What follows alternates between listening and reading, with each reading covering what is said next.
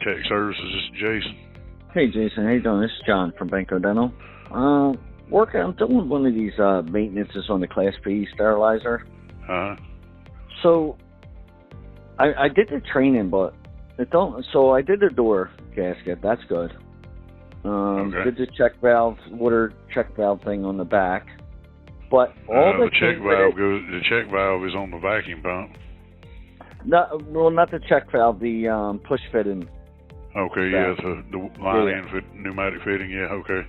Yeah, and then that's the only other thing I have is the 2 vacuum pump, just the covers in black on this one. I don't have any of the... Well, you should have a check valve. You should have 4 mini valve and 4 plates. Yeah, I don't have any of that. You should also have 2 diaphragms for the pistons and 2 new diaphragm caps. So you apparently you don't have the service kit, the vacuum service kit. Okay. So those are required by the manufacturer to be performed at the same time. So if anything goes south, you'll get no help from them. Doing it outside of their recommendations. Yeah, I don't know who ordered this stuff. All I was told is to do the training, and then they sent me out here. I mean, everything was going well until I'm like, all right, well, I don't have all that stuff. I don't know who would you take an online class or? Yeah. Okay. I have the.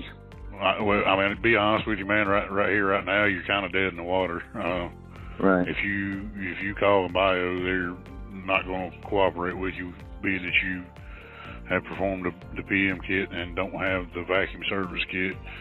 We work directly with Enbio. I handle a lot of their warranty stuff, and when it comes down to their recommendations, they're pretty stern.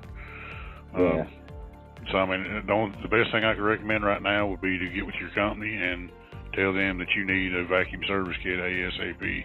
Okay. All right. So they shouldn't use it until then. What's that, buddy? I guess they shouldn't use this machine until then. Until we get the... Were you getting any cycle faults or anything before you did the PM on it? No, I don't think they weren't getting anything. It was working. Have you, since you put that door seal in there and that new tray and all that, have you performed a cold chamber vacuum test? No. Here's what I would do if I was in your shoes. I would do a cold chamber vacuum test. As long as it does not fail that test, it's going to take 20 minutes to do it. As long as it don't fail that test and it comes up and passed the test, I would allow them to run it until you get the vacuum kit. Okay. If it fails that vacuum test for any reason, no matter what the number is on the leak rate, I would not let them use it until you do the vacuum service. Okay. I mean, that's the best thing I can recommend. I mean, without you having that kit, it's kind of a catch-22, I guess. Yeah. All right. Sounds good. And they're going to have to figure it out. All right. All right. I appreciate your help. Yes, sir. Have a great day. Thank you. You too. Bye-bye. Yes, sir. Bye.